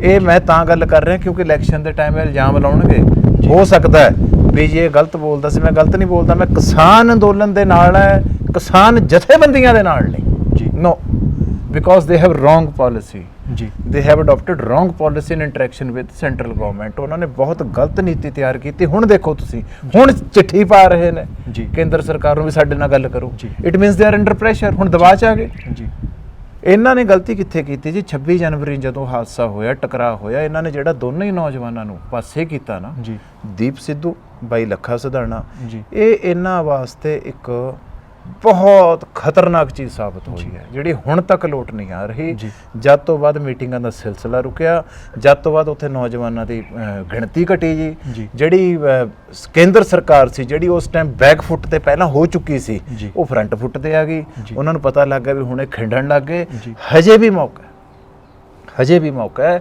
ਜਿਹੜੇ ਪੁਰਾਣੇ ਲੀਡਰ ਨੇ ਜੀ, ਜਿਹੜੇ 1984 ਚ ਮਾਰਚ ਚ ਫੇਲ ਹੋ ਗਏ ਸੀ ਜਦੋਂ ਮੋਰਚਾ ਲੱਗਿਆ, ਇਤਿਹਾਸ ਪੜ੍ਹ ਲਿਓ, ਜੀ। ਉਹ ਹੁਣ ਵੀ ਅਗਵਾਈ ਕਰ ਰਹੇ ਨੇ। ਉਹਨਾਂ ਨੂੰ ਮੇਰੀ ਬੇਨਤੀ ਹੈ ਵੀ ਤੁਸੀਂ ਸਟੇਜ ਛੱਡ ਦਿਓ। ਜੀ। ਇਹ ਸਟੇਜ ਨੌਜਵਾਨਾਂ ਨੂੰ, ਚੰਗੀ ਸੋਚ ਵਾਲਿਆਂ ਨੂੰ, ਜਿਹੜੇ ਚਾਹੁੰਦੇ ਨੇ ਵੀ ਆਪਾਂ ਇਹਨੂੰ ਪਾਰ ਲਾਉਣਾ ਹੈ, ਲਟਕਾਉਣਾ ਨਹੀਂ, ਉਹਨਾਂ ਦੇ ਹੱਥ ਕਰ ਦਿਓ। ਇਹ ਮੋਰਚਾ ਹਜੇ ਵੀ ਜਿੱਤਿਆ ਜਾ ਸਕਦਾ। ਜਿੱਦਣ ਉੱਥੋਂ ਟੈਂਟ ਪੱਟ ਲੇ ਜੀ ਸੜਕ ਤੋਂ ਇੱਕ ਵਾਰੀ, ਫਿਰ ਕੰਮ ਖਤਮ ਹੈ ਜੀ। ਸੋ ਬਾਈ ਜੀ, ਜਿਵੇਂ ਤੁਸੀਂ ਗੱਲ ਕੀਤੀ ਹੈ ਵੀ 26 ਜਨਵਰੀ ਤੋਂ ਬਾਅਦ ਜਿਹੜਾ ਕੁਝ ਹੋਇਆ, ਉਹੀ ਬੋਲੀ ਜਿਹੜੀ ਆਪਣੇ ਪਹਿਲਾਂ ਕਿਸਾਨ ਲੀਡਰ ਬੋਲਣ ਲੱਗੇ। ਬਿਲਕੁਲ ਜੀ। ਉਸ ਤੋਂ ਬਾਅਦ ਜੋ ਸਰਕਾਰ ਉਸ ਤੋਂ ਬਾਅਦ ਬੋਲਣ ਬਿਲਕੁਲ ਲੱਗੀ। ਜਵਾਨ ਪੁੱਤ ਨੂੰ ਜੇਕਰ ਬਾਪ ਮਾੜਾ ਲੱਗ ਜੇ ਕਹਿਣਾ, ਜੀ ਬਾਕੀ ਤਾਂ ਆਪੇ ਕਹਿਣਗੇ। ਜੀ ਜਵਾਨ ਪੁੱਤਰ ਨੂੰ ਜੇ ਬਾਪ ਇਹ ਕਹਿੰਦਾ ਵੀ ਤੂੰ ਨਕੰਮਾ ਹੈ, ਜੀ। ਬੇਕਾਰ ਹੈ, ਬਾਹਰ ਤਾਂ ਉਹਨੂੰ ਆਪੇ ਕਹਿਣਾ। ਜੀ ਉਹ ਜਦੋਂ ਆਪਣੇ ਹੀ ਬੰਦੇ ਆਪਣੇ ਨੌਜਵਾਨਾਂ ਨੂੰ ਭੰਡਣ ਲੱਗ ਗਏ ਜੀ, ਫਿਰ ਸਰਕਾਰ ਨੇ ਤਾਂ ਕਹਿਣਾ ਹੀ ਸੀ। ਉਹਨਾਂ ਨੂੰ ਮੌਕਾ ਤੇ ਆ ਗਿਆ। ਜੀ ਉਹਨਾਂ ਨੇ ਪਹਿਲਾਂ ਦੀਪ ਸਿੱਧੂ ਫੜਿਆ, ਜੀ। ਫਿਰ ਉਹਨਾਂ ਲੱਖਾ ਸਿਧਾਣਾ ਨੂੰ ਵੀ ਬਹਾਨਾ ਬਣਾ ਕੇ ਉੱਥੋਂ ਪਾਸੇ ਕੀਤਾ। ਜੀ। ਉਹਦੇ ਭਰਾ ਤੇ ਵੀ ਤਸ਼ੱਦਦ ਹੋਇਆ। ਜੀ। ਉਸ ਤੋਂ ਬਾਅਦ ਦੀਪ ਸਿੱਧੂ ਅੱਜ ਪੰਜਾਬ 'ਚ ਆਏ ਨੇ। ਜੀ। ਅੱਜ ਕੁਝ ਪਤਾ ਲੱਗਿਆ ਦਿਨ ਪਹਿਲਾਂ ਉਹਨਾਂ ਤੇ ਵੀ ਇੱਕ ਪਰਚਾ ਕਰਤਾ ਉਹਨਾਂ ਤੇ ਪੰਜਾਬ ਦੀ ਸਰਕਾਰ ਪੁਲਿਸ ਨੇ ਪਰਚਾ ਕੀਤਾ ਉਹਨਾਂ ਤੇ, ਕਰੋਨਾ ਦਾ ਕਰਤਾ। ਜੀ। ਕਰੋਨਾ ਦੀਆਂ ਗਾਈਡਲਾਈਨਸ ਦੀਪ ਸਿੱਧੂ ਦੀ ਲਾਗੂ ਹੁੰਦੀਆਂ ਨੇ। ਜਿਹਨੂੰ ਫਰੀਦਕੋਟ ਲਾਇਆ ਸੀ ਕੁਝ ਦਿਨ ਪਹਿਲਾਂ ਮੇਲਾ, ਉਹ ਤੇ ਕਿਉਂ ਨਹੀਂ ਹੋਇਆ ਐਮਐਲਏ ਤੇ ਪਰਚਾ? ਜੀ ਠੀਕ ਹੈ। ਸੋ ਇਸ ਕਰਕੇ ਇਹ ਸਰਕਾਰਾਂ ਨੇ ਜਿਹੜੀਆਂ ਇਹ ਮਿਲੀਆਂ ਵੀਆਂ ਨੇ। ਪੰਜਾਬ ਦੇ ਲੋਕੋ ਜਾਗ ਜੋ, ਸਿਆਸੀ ਤੌਰ ਤੇ ਵੀ ਅਤੇ ਧਾਰਮਿਕ ਤੌਰ ਤੇ ਵੀ। ਨਹੀਂ ਇੱਥੇ ਆਹੀ ਕੁਝ ਹੋਣਾ ਹੈ। ਮੁੰਡੇ ਕੁੜੀਆਂ ਸੂਬੇ ਨੂੰ ਛੱਡ ਕੇ ਬਾਹਰ ਚਲੇ ਜਾਣਗੇ, ਇੱਥੇ ਘਰਾਂ ਨੂੰ ਜਿੰਦੇ ਲੱਗਣਗੇ। 6 ਮਹੀਨਿਆਂ ਬਾਅਦ ਬੰਦਾ ਇੱਥੇ ਜੀ ਗੇੜਾ ਮਾਰਿਆ ਕਰੂਗਾ। ਅਤੇ ਇਹ ਜਿਹੜੇ ਲੋਕ ਨੇ ਵੱਡੇ, ਇਹ ਆਪਣੀਆਂ ਜ਼ਮੀਨਾਂ ਤੇ ਆਪਣੇ ਘਰ ਖਰੀਦ ਲੈਣਗੇ। ਤੁਹਾਡਾ ਇੱਥੇ ਕੁਝ ਨਹੀਂ ਰਹਿਣਾ। ਹਜੇ ਵੀ ਮੌਕਾ ਹੈ ਜੀ। ਸੋ ਬਾਈ, ਲੱਖੇ ਸਿਧਾਣੇ ਨੂੰ ਵੀ ਇਹ ਭਗੌੜਾ ਕਰਾਰ ਦੇਤਾ ਜੋ ਦਿੱਲੀ ਪੁਲਿਸ ਨੇ। ਬਿਲਕੁਲ ਬਹੁਤ ਗਲਤ ਹੈ ਜੀ। ਇਹ ਤਸ਼ੱਦਦ ਹੈ ਇੱਕ ਤਰ੍ਹਾਂ ਦਾ, ਕਿਸਾਨੀ ਅੰਦੋਲਨ ਤੇ ਤਸ਼ੱਦਦ ਹੈ, ਜਿਹਦੇ ਵਿੱਚ ਲੱਖਾ ਸਿਧਾਣਾ ਨੇ ਬਹੁਤ ਅਹਿਮ ਭੂਮਿਕਾ ਨਿਭਾਈ। ਕਿਉਂਕਿ ਕੋਈ ਸਮਾਂ ਸੀ 26 ਜਨਵਰੀ ਤੋਂ ਪਹਿਲਾਂ, ਜਦੋਂ ਤੁਸੀਂ ਵੀ ਵਿਜ਼ਿਟ ਕੀਤਾ ਹੋਊਗਾ, ਜਰਨਲਿਸਟੋਂ ਗਏ ਹੋਵੋਗੇ, ਉਸ ਟਾਈਮ ਤੁਸੀਂ ਦੇਖਿਆ ਸੀ ਵੀ ਸੋਨੀਪਤ ਤੋਂ ਥੋੜਾ ਅੱਗੇ ਜਾ ਕੇ ਜਿੱਥੇ ਉਹ ਦਫਾੜ ਹੁੰਦੇ ਸੀ ਰਸਤੇ, ਉੱਥੇ ਤੋਂ ਜਿਹੜੇ ਮੁੰਡੇ ਖੜੇ ਹੁੰਦੇ ਸੀ ਅਤੇ ਗਾਈਡ ਕਰਦੇ ਹੁੰਦੇ ਸੀ ਟਰੈਕਟਰਾਂ ਨੂੰ, ਝੰਡਾ ਲਾਓ, ਇੱਧਰ ਜਾਓ, ਐਂ ਕਰੋ, ਉਹ ਸਾਰੇ ਲੱਖਾ ਸਿਧਾਣਾ ਬਾਈ ਦੀ ਟੀਮ ਦੇ ਬੰਦੇ ਸੀ ਜੀ। ਬੜੀ ਵਧੀਆ ਉਹਨਾਂ ਨੇ ਮੈਨੇਜਮੈਂਟ ਕੀਤੀ। ਉੱਥੋਂ ਸਟੇਜ ਸ਼ਾਇਦ 15 ਕਿਲੋਮੀਟਰ ਹੈ ਜਿੱਥੋਂ ਮੈਂ ਗੱਲ ਕਰ ਰਿਹਾ। ਅਤੇ ਜੇਕਰ ਸਟੇਜ ਤੇ ਵੀ ਕੋਈ ਬੰਦਾ ਬਿਮਾਰ ਹੋ ਜਾਂਦਾ ਸੀ ਤਾਂ ਉਹਨੂੰ ਵਾਪਸ ਆਉਣ 'ਚ ਦਿੱਕਤ ਨਹੀਂ ਸੀ ਆਉਂਦੀ, ਕਾਰਨ ਮੁੰਡਿਆਂ ਨੇ ਡਿਊਟੀਆਂ ਸੰਭਾਲੀਆਂ ਸੀ, ਨਾਲ ਦੀ ਨਾਲ ਰਸਤੇ ਬਣ ਜਾਂਦੇ ਸੀ। ਪਰ ਜਿੱਦਣ ਦਾ ਉਹਨਾਂ ਨੇ ਲੱਖਾ ਸਿਧਾਣਾ ਤੇ ਕੀਤਾ, ਉਸ ਤੋਂ ਬਾਅਦ ਉੱਥੇ ਪਿਕਚਰ ਬਿਲਕੁਲ ਬਦਲ ਗਈ। ਜਿਹੜਾ ਅੰਦੋਲਨ ਆ ਉਹ ਹੇਠਾਂ ਵੱਲ ਨੂੰ ਤੁਰਿਆ ਅਤੇ ਲੱਖਾ ਸਿਧਾਣਾ ਨੂੰ ਭਗੌੜਾ ਕਰਾਰ ਦੇ ਕੇ ਉਹਨਾਂ ਨੇ ਸਿੱਧ ਕਰਤਾ ਵੀ ਜੋ ਵੀ ਦਿੱਲੀ ਦੇ ਵਿੱਚ ਆਪਣਾ ਹੱਕ ਮੰਗਣ ਆਏਗਾ ਉਹ ਤੇ ਇਸੇ ਤਰ੍ਹਾਂ ਤਸ਼ੱਦਦ ਹੁੰਦਾ ਰਹੇਗਾ ਜਿਵੇਂ ਸਿੱਖਾਂ ਤੇ ਪਹਿਲਾਂ ਹੁੰਦਾ ਰਿਹਾ ਜੀ। ਸੋ ਬਾਈ, ਜਿਵੇਂ ਲੱਖੇ ਸਿਧਾਣੇ ਤੇ ਦੀਪ ਸਿੱਧੂ ਨੂੰ ਜਥੇਬੰਦੀਆਂ ਲਗਾਤਾਰ ਨਕਾਰ ਰਹੀਆਂ, ਹੁਣ ਵੀ ਲੱਖੇ ਸਿਧਾਣੇ ਦੇ ਸਟੇਜ ਤੇ ਜਾਣ ਤੇ ਮੰਨ ਲਓ ਪਾਬੰਦੀਆਂ ਨੇ। ਹਾਂਜੀ ਹਾਂ, ਇਹ ਬਾਈ ਜੀ ਆਏ ਹੈ, ਇਹ ਆਪਣੇ ਸਾਰੇ ਘੱਟ ਪੜ੍ਹੇ ਲਿਖੇ ਸਾਡੇ ਬਜ਼ੁਰਗਾਂ ਨੇ ਵੀ ਸੁਣਨਾ। ਇਸ ਨੂੰ ਮੈਂ ਦੇਸੀ ਭਾਸ਼ਾ ਸਮਝਾ ਦਿੰਦਾ ਵੀ ਜਦੋਂ ਕੋਈ ਕਿਸੇ ਦੀ ਬਣਾਈ ਹੋਈ, ਮਤਲਬ ਕਹਿ ਲਓ ਵੀ ਕਿਸੇ ਦੀ ਆਪਣੀ ਈਗੋ ਨੂੰ, ਆਪਣੇ ਹੰਕਾਰ ਨੂੰ, ਆਪਣੇ ਟੌਰ ਨੂੰ ਖਤਰਾ ਖੜਾ ਹੋ ਜਾਵੇ, ਉਹ ਫਿਰ ਅਜਿਹੀਆਂ ਗਤੀਵਿਧੀਆਂ ਤੇ ਉਤਰਦਾ ਜੀ। ਜਿਹੜੇ ਸਾਡੇ ਉੱਥੇ ਕਿਸਾਨ ਆਗੂ ਨੇ ਜਿਹੜੇ ਫੇਲ ਹੋ ਚੁੱਕੇ ਨੇ ਸਰਕਾਰ ਨਾਲ ਗੱਲਬਾਤ ਕਰਨ ਦੇ ਵਿੱਚ, ਉਹਨਾਂ ਨੂੰ ਖਤਰਾ ਪੈਦਾ ਹੋ ਗਿਆ ਜੀ, ਕਿਉਂਕਿ ਉਹਨਾਂ ਦਾ ਵੀ ਲਗਾਤਾਰ ਉੱਥੇ ਦੇਖ ਰਹੇ ਸੀ ਵੀ ਸਭ ਤੋਂ ਜ਼ਿਆਦਾ ਮੁੰਡਾ ਤੇ ਯੂਥ ਇਸ ਟਾਈਮ ਬਾਈ ਲੱਖੇ ਸਿਧਾਣੇ ਤੇ ਦੀਪ ਸਿੱਧੂ ਨਾਲ ਹੈ ਵੀ ਜੇ ਕਿਤੇ ਇਹਨਾਂ ਨੂੰ ਸਟੇਜ ਤੇ ਇੱਕ ਵਾਰੀ ਪੈਰ ਫਸਾਉਣ ਦੇਤਾ ਇਹ ਤਾਂ ਕੰਮੇ ਉਲਟ ਜਾਣਾ, ਸਾਨੂੰ ਕਿਹਨੇ ਪੁੱਛਣਾ ਜੀ। ਤਾਂ ਇਹਨਾਂ ਨੇ ਇਸ ਪਾਲਿਸੀ ਦੇ ਅਧੀਨ ਦੋਨਾਂ ਬੰਦਿਆਂ ਨੂੰ ਆਈਸੋਲੇਟ ਇੱਕ ਪਾਸੇ ਕੀਤਾ। ਲੇਕਿਨ ਹਜੇ ਵੀ ਮੈਂ ਬਾਈ ਲੱਖੇ ਸਿਧਾਣੇ ਨੂੰ ਬੇਨਤੀ ਕਰੂੰਗਾ ਵੀ ਜੇਕਰ ਕੋਈ ਗੁੰਜਾਇਸ਼ ਹੈ ਤਾਂ ਦਿੱਲੀ ਜ਼ਰੂਰ ਪਹੁੰਚੋ, ਆਪਾਂ ਇਹ ਮੋਰਚਾ ਜਿੱਤੀਏ। ਇਹ ਸਾਡੇ ਦੋਨਾਂ ਵਾਸਤੇ, ਕਿਸਾਨਾਂ ਵਾਸਤੇ ਵੀ ਅਤੇ ਮਜ਼ਦੂਰਾਂ ਵਾਸਤੇ ਵੀ ਬਹੁਤ ਵੱਡੀ ਇੱਕ ਚੁਣੌਤੀ ਹੈ, ਲੜਾਈ ਹੈ। ਜੇਕਰ ਇਹਨੂੰ ਹਾਰਦੇ ਆ ਤਾਂ ਫਿਰ ਅੱਗੇ ਵਾਸਤੇ ਜਿਹੜੀਆਂ ਸਰਕਾਰਾਂ ਨੇ ਕਾਨੂੰਨ ਬਣਾਉਣ ਲੱਗੀਆਂ ਮਿੰਟ ਲਾਇਆ ਕਰਨਗੇ। ਉਹਨਾਂ ਨੂੰ ਪਤਾ ਹੈ ਵੀ ਧਰਨਾ ਚੱਲੂਗਾ ਤਾਂ ਫਿਰ ਉਸ ਤੋਂ ਬਾਅਦ ਇਹ ਖਿੜ ਜਾਏਗਾ ਜੀ। ਬਈ, ਆਉਣ ਵਾਲੇ ਸਮੇਂ ਦੇ ਵਿੱਚ ਜੋ 2022 ਦੀਆਂ ਚੋਣਾਂ ਨੇ, ਜੋ ਸਿਆਸੀ ਰੂਪ ਰੇਖਾ ਉਹਨੂੰ ਕਿਵੇਂ ਦੇਖਦੇ ਹੋ? ਜਿੱਦਾਂ ਕਾਂਗਰਸ ਦੇ ਵਿੱਚ ਪਾਟੋ ਧੜ ਹੋਈ ਪਈ ਆ, ਅਕਾਲੀ ਦਲ ਦੇ ਵਿੱਚ ਵੀ ਪਹਿਲਾਂ ਪਾਟੋ ਧੜ ਹੋਈ ਆ, ਉਹਦੇ ਵਿੱਚੋਂ ਸ਼੍ਰੋਮਣੀ ਅਕਾਲੀ ਦਲ ਡੀ ਨਿਕਲ ਗਿਆ। ਸੋ ਆਮ ਆਦਮੀ ਪਾਰਟੀ ਦੇ ਵਿੱਚ ਵੀ ਜਾਣੀ ਕਿ ਨਵੇਂ ਚਿਹਰੇ ਆ ਰਹੇ ਨੇ। ਇਹ ਸਿਮਰਜੀਤ ਸਿੰਘ ਬੈਂਸ ਹੋਣੀ ਵੀ, ਸਿੱਧੂ ਹੋਣੀ ਵੀ, ਜੋ ਨਵਜੋਤ ਸਿੱਧੂ ਦੇਖੋ ਹਾਂਜੀ ਬੜਾ ਪ੍ਰਗਟ ਸਿੰਘ ਹੋਣੀ, ਬਿਲਕੁਲ ਇਹ ਬੜਾ ਇੰਪੋਰਟੈਂਟ ਪ੍ਰਸ਼ਨ ਕੀਤਾ ਤੁਸੀਂ ਨੇ ਵੀ ਬਿਲਕੁਲ ਇਹ ਲੱਗਦਾ ਹੈ ਸਿਨੈਰੀਓ ਅਜਿਹਾ ਹੀ ਬਣ ਰਿਹਾ। ਪ੍ਰਗਟ ਸਿੰਘ ਦੇ ਅਗਰ ਤੁਸੀਂ ਕੱਲ ਪਰਸੋਂ ਵਾਲੇ ਸਟੇਟਮੈਂਟਸ ਪੜ੍ਹੋ ਜੀ, ਨਵਜੋਤ ਸਿੰਘ ਸਿੱਧੂ ਦਾ ਅੱਜ ਆਪਣੇ ਘਰ ਦੇ ਉੱਤੇ ਰੋਸ ਵਜੋਂ ਕਾਲਾ ਝੰਡਾ ਚੜਾਉਣਾ ਅਤੇ ਸਿਮਰਜੀਤ ਸਿੰਘ ਬੈਂਸ ਸਾਹਿਬ ਵੱਲੋਂ ਹਮਾਇਤ ਕਰ ਦੇਣੀ ਕਿਸਾਨ ਅੰਦੋਲਨ ਦੀ, ਇੱਕ ਗੱਲ ਬੜੀ ਸ਼ੋਅ ਹੋ ਰਹੀ ਹੈ ਵੀ ਕਿਤੇ ਨਾ ਕਿਤੇ ਕੋਈ ਅਜਿਹਾ ਪਲੇਟਫਾਰਮ ਤਿਆਰ ਹੋ ਰਿਹਾ ਹੈ ਜਿੱਥੇ ਸਾਡੇ ਸਿੱਖ ਪੰਜਾਬੀ ਜੁਝਾਰੂ ਪੰਜਾਬ ਵਾਸਤੇ ਜੂਝਣ ਵਾਲੇ ਲੀਡਰ ਇਕੱਠੇ ਹੋ ਰਹੇ ਨੇ। ਆਉਣ ਵਾਲੇ ਦਿਨਾਂ ਦੇ ਵਿੱਚ ਹੋ ਸਕਦਾ ਪ੍ਰਮਾਤਮਾ ਕਰੇ, ਗੁਰੂ ਮਹਾਰਾਜ ਕਰੇ, ਸਾਰੇ ਜਿਹੜੇ ਇਹ ਲੀਡਰ ਨੇ ਜਿਨ੍ਹਾਂ ਦੇ ਆਪਾਂ ਨਾਮ ਲਏ ਨੇ, ਪ੍ਰਗਟ ਸਿੰਘ, ਸਿੱਧੂ ਸਾਹਿਬ, ਬੈਂਸ ਭਰਾ, ਇਹ ਸਾਰੇ ਇੱਕ ਮੰਚ ਤੇ ਨਜ਼ਰ ਆ ਸਕਦੇ ਨੇ ਜਿਨ੍ਹਾਂ ਨੇ ਮਿਲ ਕੇ ਪੰਜਾਬ ਨੂੰ ਲੁੱਟਿਆ, ਸ਼੍ਰੀ ਗੁਰੂ ਗ੍ਰੰਥ ਸਾਹਿਬ ਮਹਾਰਾਜ ਜੀ ਦੇ ਪੰਨਿਆਂ ਨੂੰ ਰੂੜੀਆਂ ਤੇ ਸੁੱਟਿਆ। ਉਹਨਾਂ ਨੂੰ ਹੁਣ ਲੋਕ ਇੱਥੋਂ ਚੱਲਦਾ ਕਰਨਗੇ। ਉਹਨਾਂ ਨੂੰ ਚੱਲਦਾ ਕਰਨ ਵਾਸਤੇ ਇਹੀ ਇੱਕ ਸਾਡੇ ਕੋਲ ਸਿੰਪਲ ਅਤੇ ਇੱਕ ਸਿੱਧਾ ਰਸਤਾ ਹੈ ਜਿਹੜਾ ਕਿ ਸਾਨੂੰ ਅਖਤਿਆਰ ਕਰਨਾ ਪੈਣਾ ਹੈ। ਉਹਦੇ ਵਾਸਤੇ ਜਲਦੀ, ਜਿੱਥੇ ਤੱਕ ਮੈਨੂੰ ਲੱਗਦਾ, ਕਿਉਂਕਿ ਅੱਜ ਸਵੇਰੇ ਵੀ ਇੱਕ ਤੁਹਾਡੇ ਵਰਗੇ ਪੱਤਰਕਾਰ ਵੀਰ ਨੇ ਕੁਐਸਚਨ ਕੀਤਾ ਸੀ ਵੀ ਕੀ ਸਿਨੈਰੀਓ ਹੈ, ਇਹ ਸਿਨੈਰੀਓ ਬਣਦਾ ਨਜ਼ਰ ਆ ਰਿਹਾ ਹੈ ਵੀ ਇਹ ਇਕੱਠੇ ਜਲਦੀ ਨੇ ਜਿਹੜੇ ਜੁਝਾਰੂ ਸਾਡੇ ਲੀਡਰ ਨੇ ਇਕੱਠੇ ਹੋਣਗੇ, ਜਿਨ੍ਹਾਂ ਦੇ ਵਿੱਚ ਬੈਂਸ ਸਾਹਿਬ, ਸਿੱਧੂ ਸਾਹਿਬ, ਉਹਨਾਂ ਦੀ ਬਹੁਤ, ਦੋਨਾਂ ਦੀ, ਤਿੰਨਾਂ ਦੀ, ਪ੍ਰਗਟ ਸਿੰਘ ਦੀ ਵੱਡੀ ਭੂਮਿਕਾ ਹੋਏਗੀ। ਕਿਉਂਕਿ ਆਮ ਆਦਮੀ ਪਾਰਟੀ ਦੀਆਂ ਜਿਹੜੀਆਂ ਨੀਤੀਆਂ ਨੇ, ਪੰਜਾਬ ਦੇ ਵਿੱਚ ਆ ਕੇ ਕੇਜਰੀਵਾਲ ਦਾ 2017 ਦੇ ਵਿੱਚ ਕਹਿਣਾ ਵੀ ਮੈਂ ਪੰਜਾਬ ਦੇ ਪਾਣੀਆਂ ਦੀ ਕੀਮਤ ਦਊਂਗਾ ਜੀ ਅਤੇ ਨਾ ਦੇਣੀ ਮੁੜ ਕੇ ਕੀਮਤ, ਦਿੱਲੀ ਵਾਪਸ ਮੁੜ ਜਾਣਾ, ਇਸ ਕਰਕੇ ਜਿਹੜੀ ਆਮ ਆਦਮੀ ਪਾਰਟੀ ਹੈ ਉਹਦੀ ਸ਼ਾਖ ਨੂੰ ਕਿਤੇ ਨਾ ਕਿਤੇ ਬਹੁਤ ਵੱਡਾ ਖੋਰਾ ਲੱਗਿਆ। ਸਿੱਖ ਚਿਹਰਾ ਚਾਹੁੰਦੇ ਨੇ ਪੰਜਾਬੀ, ਇਹ ਮਾਇਨੇ ਨਹੀਂ ਰੱਖਦਾ ਵੀ ਉਹ ਕਿਸ ਵਰਗ ਦੇ ਵਿੱਚੋਂ ਹੈ, ਪਰ ਪੰਜਾਬੀ ਚਿਹਰਾ ਹੋਵੇ। ਸਿੱਖ ਇੱਕ ਆਪਣੇ ਆਪ 'ਚ ਇੱਕ ਸਟੇਟ ਹੈ, ਜਿਵੇਂ ਮੁਸਲਮਾਨਾਂ ਦਾ ਜੰਮੂ ਐਂਡ ਕਸ਼ਮੀਰ ਹੈ, ਉੱਥੇ ਉਹ ਹਮੇਸ਼ਾ ਚਾਹੁੰਦੇ ਨੇ ਵੀ ਇੱਕ ਮੁਸਲਿਮ ਭਰਾ ਸਾਡਾ ਮੁੱਖ ਮੰਤਰੀ ਹੋਵੇ। ਸੋ ਇੱਕ ਬਹੁਤ ਵੱਡੀ ਮਤਲਬ ਗੱਲ ਹੈ ਜੇਕਰ ਇਹ ਚਾਰੋਂ ਜਿਹੜੇ ਲੀਡਰ ਨੇ ਜਿਨ੍ਹਾਂ ਦੇ ਆਪਾਂ ਨਾਮ ਲਏ ਨੇ, ਤਿੰਨਾਂ ਚਾਰਾਂ ਲੀਡਰਾਂ ਦੇ, ਬਲਕਿ ਸੁਖਪਾਲ ਸਿੰਘ ਜੀ ਖਹਿਰਾ, ਡਾਕਟਰ ਧਰਮਵੀਰ ਗਾਂਧੀ ਦਾ ਵੀ ਅੱਜ ਦੇਖੋ ਬਿਆਨ ਆਇਆ ਸਿੱਧੂ ਸਾਹਿਬ ਦੇ ਹੱਕ 'ਚ ਝੰਡਾ ਚੜਾਉਣ ਤੇ। So it means there is some political you can say space, still there is political space, the people they can gather and make a good and you can say authentic front that can work for the welfare of the state, ਇਸ state ਦੀ ਭਲਾਈ ਵਾਸਤੇ ਕੰਮ ਕਰੇਗਾ ਜੀ।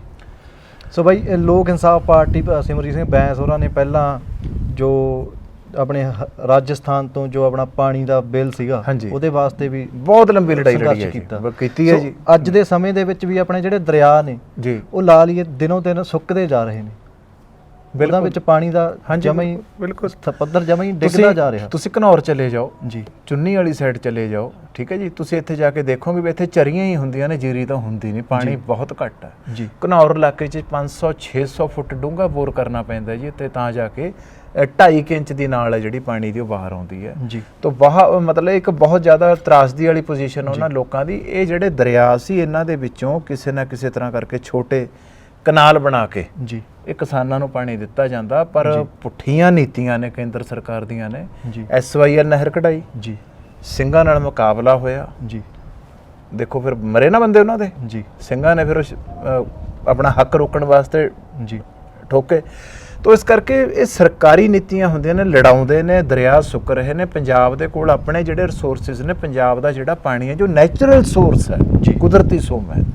ਝਾਰਖੰਡ ਦੇ ਵਿੱਚੋਂ ਕੋਲਾ ਆਉਂਦਾ ਹੈ, ਰਾਜਸਥਾਨ ਦੇ ਵਿੱਚੋਂ ਮਾਰਬਲ ਆਉਂਦਾ, ਹਰੇਕ ਸਟੇਟ ਆਪਣੀ ਜਿਹੜੀ ਉਹ ਹੁੰਦੀ ਹੈ ਨੈਚੁਰਲ ਸੋਰਸ ਹੁੰਦਾ ਉਹਦੇ ਪੈਸੇ ਲੈਂਦਾ ਜੀ। ਇੱਕ ਸਾਡਾ ਪੰਜਾਬ ਹੈ ਜਿਹੜਾ ਫ੍ਰੀ ਪਾਣੀ ਲਟਾ ਰਿਹਾ ਰਾਜਸਥਾਨ ਨੂੰ ਵੀ ਜੀ, ਇਹਨੂੰ ਦਿੱਲੀ ਨੂੰ ਵੀ, ਹਰਿਆਣੇ ਨੂੰ ਵੀ, ਕੋਈ ਪੈਸਾ ਨਹੀਂ ਜੀ। ਜੇ ਮੈਂ ਗਲਤ ਨਾ ਹੋਵਾਂ, ਹਿਮਾਚਲ ਹੈ ਜਿਹੜਾ ਕੇਜਰੀਵਾਲ ਤੋਂ ਪੈਸੇ ਲੈ ਗਿਆ ਆਪਣੇ ਪਾਣੀ ਦੇ ਪਿੱਛੇ ਜੀ, ਪੰਜਾਬ ਨਹੀਂ ਲੈ ਸਕਿਆ ਜੀ, ਨਾਲੇ ਉਲਟ ਸਰਕਾਰ ਹੈ ਜੀ।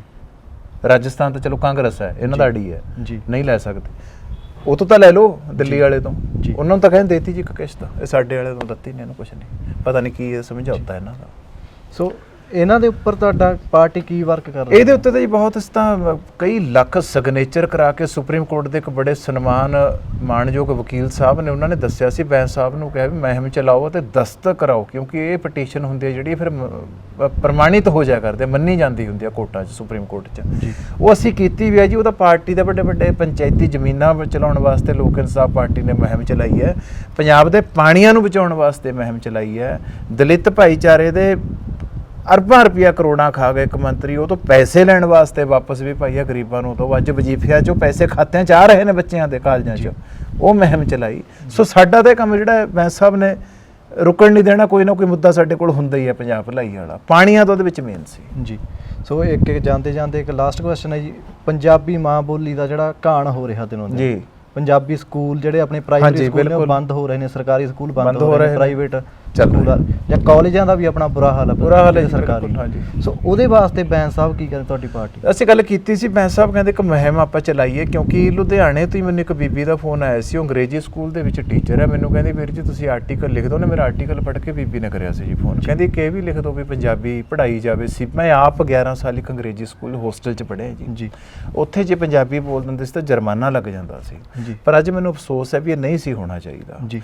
ਅੱਜ ਸਾਡੇ ਬੱਚੇ ਨੇ, ਅੱਜ ਮੈਂ ਵੀ ਮੈਂ ਅਖਬਾਰਾਂ ਵਾਸਤੇ ਲਿਖਦਾ, ਮੈਂ ਪੰਜਾਬੀ 'ਚ ਲਿਖਣਾ ਪਸੰਦ ਕਰਦਾ ਹਾਂ ਜੀ, ਕਿਉਂਕਿ ਜਿਹੜੀ ਆਪਣੀ ਮਾਂ ਭਾਸ਼ਾ ਜਿਹਦੇ ਵਿੱਚ ਅਸੀਂ ਬੋਲਣ 'ਚ ਫਖਰ ਮਹਿਸੂਸ ਕਰੀਏ, ਉਹਦੇ ਵਿੱਚ ਹੀ ਸਾਨੂੰ ਲਿਖਣਾ ਤੇ ਬੋਲਣਾ ਜ਼ਿਆਦਾ ਚਾਹੀਦਾ। ਅੰਗਰੇਜ਼ੀ ਵੀ ਬੋਲ ਲੈਂਦੇ ਜਿੱਥੇ ਲੋੜ ਪੈਂਦੀ ਹੈ ਜੀ, ਪਰ ਉਹਨੂੰ ਬਚਾਉਣ ਵਾਸਤੇ ਸਭ ਤੋਂ ਪਹਿਲਾਂ ਦਫ਼ਤਰਾਂ ਦੇ ਵਿੱਚ ਇਹ ਭਾਸ਼ਾ ਨੰਬਰ 1 ਤੇ ਹੋਣੀ ਚਾਹੀਦੀ ਹੈ ਜੀ। ਉੱਥੇ ਇਹ ਨਾ ਹੋਵੇ ਵੀ ਤੁਸੀਂ ਅੰਗਰੇਜ਼ੀ ਬੋਲਦੇ ਤਾਂ ਗੈਟ ਆਊਟ ਜੀ, ਠੀਕ ਹੈ ਜੀ, ਪੰਜਾਬੀ ਬੋਲਦਾ ਤਾਂ ਗੈਟ ਆਊਟ, ਅੰਗਰੇਜ਼ੀ ਬੋਲਦਾ ਤਾਂ ਵੈਲਕਮ, ਇਹ ਨਹੀਂ ਹੋਣਾ ਚਾਹੀਦਾ। ਉੱਥੇ ਹੋਣਾ ਚਾਹੀਦਾ ਵੀ ਤੁਸੀਂ ਪੰਜਾਬੀ ਬੋਲੋ, ਪੰਜਾਬੀ ਦੇ ਵਿੱਚ ਕਾਗਜ਼ੀ ਕਾਰਵਾਈ ਹੋਵੇ। ਅੱਜ ਵੀ ਜਿਹੜੀਆਂ ਚਿੱਠੀਆਂ ਨੇ ਕਈ ਵਾਰ ਕਾਲਜਾਂ 'ਚ ਅੰਗਰੇਜ਼ੀ 'ਚ ਆ ਜਾਂਦੀਆਂ ਨੇ ਜੀ, ਉਹ ਪੰਜਾਬੀ 'ਚ ਆਉਣੀਆਂ ਚਾਹੀਦੀਆਂ ਨੇ। ਬੈਂਸ ਸਾਹਿਬ ਨੇ ਇੱਕ ਅਪੀਲ ਕੀਤੀ ਸੀ, ਛੇਤੀ ਹੋ ਸਕਦਾ ਵੀ ਉਹ ਮੁਹਿੰਮ ਵੀ ਸ਼ੁਰੂ ਹੋ ਜਾਵੇ ਅਤੇ ਅਸੀਂ ਵੀ ਕਹੀਏ ਵੀ ਜਿਹੜੇ ਆ ਤੁਸੀਂ ਬੋਰਡ ਲਾਏ ਹੋਏ ਨੇ ਸੜਕਾਂ ਤੇ, ਇਹਨਾਂ ਤੇ ਪੰਜਾਬੀ ਦੇ ਵਿੱਚ ਨਾਮ ਇਹ ਲੱਖੇ ਸਿਧਾਣੇ ਬਾਈ ਨੇ ਕੰਮ ਸ਼ੁਰੂ ਕਰਿਆ ਸੀ, ਲੱਖੇ ਸਿਧਾਣੇ ਨੇ ਬਹੁਤ ਵੱਡਾ ਕੰਮ ਕੀਤਾ। ਸੁਰਜੀਤ ਪਾਤਰ ਨੇ ਜਿਹੜੇ ਬਹੁਤ ਵੱਡੇ ਪ੍ਰੋਫੈਸਰ ਨੇ ਪੰਜਾਬੀ ਦੇ, ਉਹਨਾਂ ਨੇ ਵੀ ਇੱਕ ਦਿਨ ਬਾਈ ਲੱਖੇ ਸਿਧਾਣੇ ਦੀ ਜਿਹੜੀ ਗੱਲ ਉਹ ਸਟੇਜ ਤੇ ਕੀਤੀ। ਕਹਿੰਦਾ ਮੈਂ ਕਿਤੇ ਭਾਸ਼ਣ ਦੇ ਕੇ ਚੱਲਿਆ ਸੀ ਅਤੇ ਫਿਰ ਲੱਖੇ ਸਿਧਾਣੇ ਨੇ ਮੇਰਾ ਰਾਹ ਰੋਕ ਲਿਆ ਸੀ ਅਤੇ ਮੈਨੂੰ ਕਹਿੰਦਾ ਬਾਈ ਜੀ ਵੀ ਜਿਹੜਾ ਅੰਗਰੇਜ਼ੀ ਸਕੂਲਾਂ 'ਚ ਬੱਚਿਆਂ ਨੂੰ ਅੰਗਰੇਜ਼ੀ ਪੜ੍ਹਾਉਣ ਤੇ ਪੰਜਾਬੀ ਬੋਲਣ ਤੇ ਫਾਈਨ ਹੋ ਜਾਂਦਾ ਹੈ, ਉਹਦੇ ਬਾਰੇ ਕੀ ਕਹੋਗੇ? ਫਿਰ ਸੁਰਜੀਤ ਪਾਤਰ ਜੀ ਨੇ ਗੱਲ ਮੰਨੀ, ਕਹਿੰਦੇ ਬਾਕੀ ਤੁਹਾਡੀ ਗੱਲ ਸਹੀ ਹੈ, ਬੱਚੇ ਨੂੰ ਆਪਣੀ ਬੋਲੀ ਬੋਲਣ ਦਾ ਅਧਿਕਾਰ ਲਿਖਿਆ ਵਾ ਹੋਵੇ ਸੜਕਾਂ ਦੇ ਉੱਤੇ ਪੰਜਾਬੀ ਦੇ ਵਿੱਚ। ਤੁਸੀਂ ਤਾਮਿਲਨਾਡੂ ਚਲੇ ਜਾਓ, ਕੇਰਲਾ ਜਾਓ, ਤੁਹਾਨੂੰ ਮਲਿਆਲਮ ਜਾਂ ਕੰਨੜ 'ਚ ਲਿਖੇ ਹੋਏ ਬੋਰਡ ਮਿਲਣਗੇ, ਫਿਰ ਪੰਜਾਬ 'ਚ ਪੰਜਾਬੀ 'ਚ ਕਿਉਂ ਨਾ ਮਿਲਣ? ਆਪਾਂ ਚੰਡੀਗੜ੍ਹ 'ਚ ਚਲੇ ਜਾਈਏ ਤਾਂ ਇੰਗਲਿਸ਼ ਅੰਗਰੇਜ਼ੀ ਪੰਜਾਬੀ ਤੀਜੇ ਨੰਬਰ ਤੇ, ਪਹਿਲਾਂ ਤੁਹਾਨੂੰ ਅੰਗਰੇਜ਼ੀ ਮਿਲੂ, ਫਿਰ ਹਿੰਦੀ, ਫਿਰ ਪੰਜਾਬੀ, ਠੀਕ ਹੈ ਜੀ। ਉੱਥੇ ਦੇਖੋ ਸਾਡੇ ਜਿਹੜੇ ਮੁੰਡੇ ਕੰਡਕਟਰ ਭਰਤੀ ਹੁੰਦੇ ਸੀ, ਉਹ ਸਾਡਾ ਕੋਟਾ ਖਾ ਲਿਆ, ਪੁਲਿਸ ਵਾਲਾ ਖਾ ਲਿਆ। ਅੱਜ ਤੁਹਾਨੂੰ ਹਰਿਆਣੇ ਦੇ ਵਿੱਚ ਪੁਲਿਸ ਵਾਲਾ ਹਰਿਆਣਵੀ ਮਿਲੂਗਾ, ਚੰਡੀਗੜ੍ਹ ਦੇ ਵਿੱਚ ਪੰਜਾਬੀ ਘੱਟ ਹੈ ਜੀ, ਪੰਜਾਬੀ ਬਹੁਤ ਘੱਟ ਹੈ, ਰੇਸ਼ੋ ਖਤਮ ਕਰਤੀ। ਦਫ਼ਤਰ ਨੇ ਜਿਹੜੇ ਆਪੇ ਸਰਕਾਰਾਂ ਨੇ ਚੱਕ ਕੇ ਸਾਡੇ ਪੰਜਾਬ ਵਾਲਿਆਂ ਨੇ ਮੁਹੱਲੀ ਲਿਆਂਦੇ ਪਹਿਲਾਂ ਹੀ, ਜਿਵੇਂ ਮਤਲਬ ਆਪਾਂ ਘਰ ਨਾ ਵਿਹਲਾ ਕਰਦੀ ਹੈ ਪਹਿਲਾਂ ਹੀ, ਓਕਣ ਪਹਿਲਾਂ ਹੀ ਮਤਲਬ ਬਾਹਰ ਲਿਆਂਦੇ। ਸੋ ਉਹਨਾਂ ਨੇ ਸਾਨੂੰ ਫਿਰ ਕੀ ਦੇਣਾ? ਇਹ ਬੜੇ ਵੱਡੇ ਸੰਘਰਸ਼ਾਂ ਦੀ ਲੋੜ ਹੈ ਜੀ। ਇਹ ਉਦੋਂ ਹੋਣਗੇ ਜਦੋਂ ਸੱਚੀਆਂ ਪਾਰਟੀਆਂ ਜਿਹੜੇ ਸੱਚੇ ਦਿਲੋਂ ਮਤਲਬ ਸੇਵਾ ਚਾਹੁੰਦੀਆਂ ਨੇ ਪੰਜਾਬ ਦੀ ਕਰਨੀ, ਉਹ ਸੱਤਾ ਦੇ ਵਿੱਚ ਆਉਣਗੀਆਂ। ਪੰਜਾਬੀਓ ਜਾਗੋ, ਮੇਰੀ ਹੱਥ ਜੋੜ ਕੇ ਬੇਨਤੀ ਹੈ ਸਨਿਵਰ, ਸਫਰ ਟੀਵੀ ਦੇ ਜ਼ਰੀਏ ਵੀ ਜਾਗੋ, ਰਾਜਸੀ ਅਤੇ ਧਾਰਮਿਕ ਤਬਦੀਲੀ ਲਿਆਓ, ਨਹੀਂ ਇੱਥੇ ਕੰਮ ਬਹੁਤ ਖਤਰਨਾਕ ਹੋ ਚੁੱਕਿਆ ਹੈ। ਬਾਕੀ ਤੁਸੀਂ ਆਪ ਸਿਆਣੇ ਹੋ ਜੀ।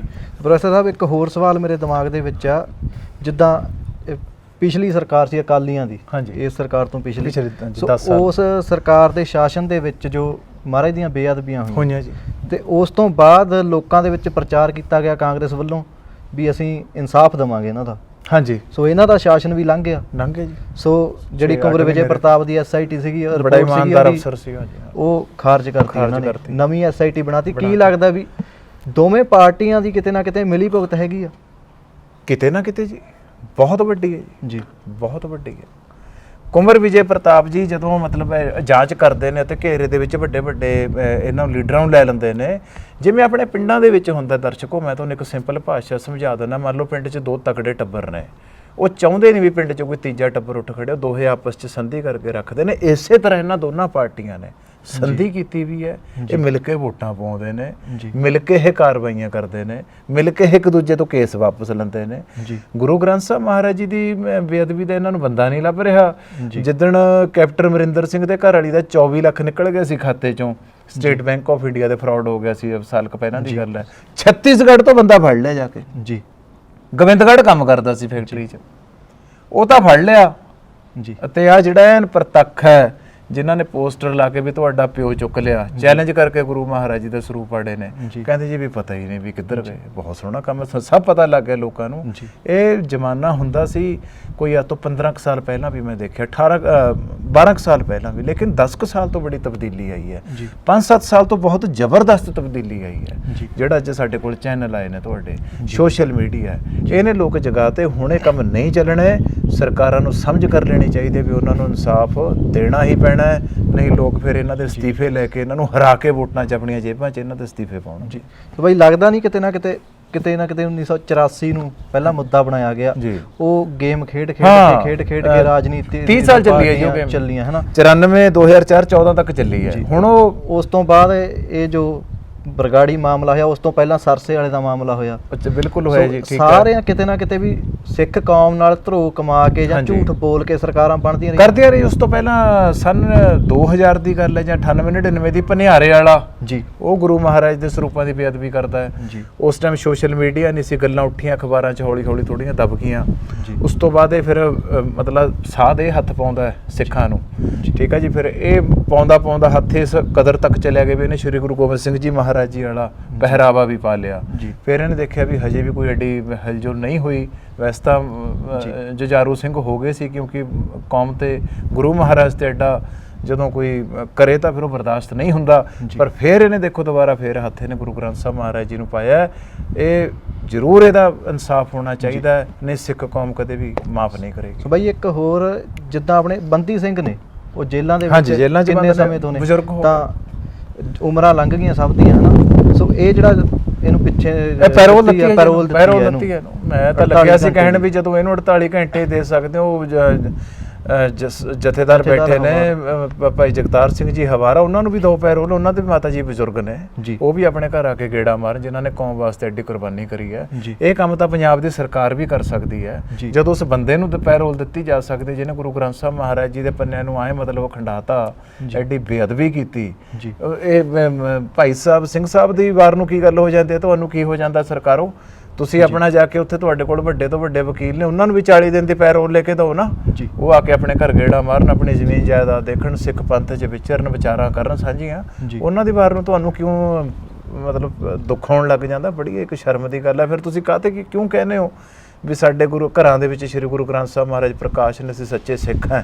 ਮੁੱਖ ਮੰਤਰੀ ਸਾਹਿਬ ਦੇ ਘਰੇ ਪਟਿਆਲੇ ਪ੍ਰਕਾਸ਼ ਹੈ ਗੁਰੂ ਗ੍ਰੰਥ ਸਾਹਿਬ ਮਹਾਰਾਜ ਜੀ ਦਾ। ਫਿਰ ਤੁਸੀਂ ਮੰਨੋ ਵੀ ਨਾ ਇਹਨਾਂ ਚੀਜ਼ਾਂ ਨੂੰ। ਜੀ। ਸੋ ਪ੍ਰੋਫੈਸਰ ਸਾਹਿਬ, ਅੱਜ ਦੀ ਵਾਰ ਆਪਾਂ ਗੱਲਬਾਤ ਇੱਥੇ ਹੀ ਖਤਮ ਕਰਦੇ ਹਾਂ। ਸੋ ਸੰਦੇਸ਼ ਇਹੀ ਹੈ ਜੀ, ਮੈਂ ਤਾਂ ਇਹੀ ਸੰਦੇਸ਼ ਕਹਿਣਾ ਚਾਹੁੰਦਾ ਭਰਾਵੋ, ਸਿੱਖ ਸੰਗਤ ਬਹੁਤ ਜ਼ਿਆਦਾ ਇਹ ਜਿਹੜਾ ਤੁਸੀਂ ਕਦੇ ਰਾਜਸੀ ਸਿਸਟਮ ਦੇ ਵਿੱਚ ਵੜ ਕੇ ਦੇਖੋ, ਬਹੁਤ ਜ਼ਿਆਦਾ ਨਿਘਾਰ ਆ ਚੁੱਕਿਆ ਹੈ। ਧਾਰਮਿਕ ਸਿਸਟਮ ਦੇ ਵਿੱਚ ਤਾਂ ਵੜਨ ਦੀ ਵੀ ਲੋੜ ਨਹੀਂ, ਬਾਹਰ ਤੋਂ ਹੀ ਦੇਖ ਲਓ, ਨਿਘਾਰ ਆ ਚੁੱਕਿਆ ਹੈ। ਗੁਰੂ ਗ੍ਰੰਥ ਸਾਹਿਬ ਮਹਾਰਾਜ ਜੀ ਨੂੰ ਰੂੜੀਆਂ ਤੇ ਰੋਲਿਆ ਜਾ ਰਿਹਾ ਹੈ।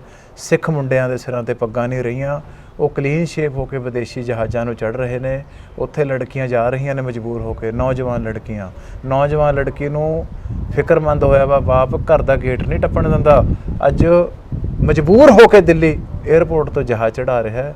ਸੋ ਇਹ ਬੇੜਾ ਗਰਕ ਕੀਤਾ ਇਹਨਾਂ ਸਰਕਾਰਾਂ ਨੇ।